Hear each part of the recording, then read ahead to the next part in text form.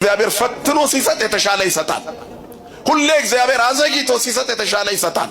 ግን መጠበቅ አለመቻል ደግሞ ያከስራል። ብዙ ሰዎች የእግዚአብሔርን ቀን መጠበቅ አቅቷቸው በአቋራጭ መንገድ ሄደው የከሰሩ ሰዎች አሉ። መንገድ የተበላሸባቸው ሰዎች አሉ። እግዚአብሔር በትክክለኛው መንገድ እስከሚመጣ ድረስ መጠበቅ አቅቷቸው የወጡ ሰዎች አሉ። እነዚህ ሁለቱ አረጋውያንም ዋጋ ከፍለው ነው ልጅ ለማግኘት መንገዳቸውን የተጓዙት። ብዙ ቅዱሳን የተገኙት በስለት ዓለም በብዙ ሱባኤና ለቅሶ ነው። አሁንም በቤታችሁ የጎደለ ነገር ካለ እግዚአብሔር በጽናታችሁ ሊሰጣችሁ ነው እንጂ ንፉግ አባት የለንም። የኛ አባት ደግ ነው፣ አይሰስትም። የሚያልቅበት እኮ የሚሰስት ነው፣ የሚከለክለው የሚያልቅበት ነው፣ የሚሰስተው የሚጎድልበት ነው። እሱ ሁሉ ሙሉ ነው። ዓለም ሁሉ በእጁ ነው። ስሙ የተመሰገነ ይሁን። ስለዚህ ሁሉ በእጁ የሆነውን እግዚአብሔር በጽናት ጠይቁት።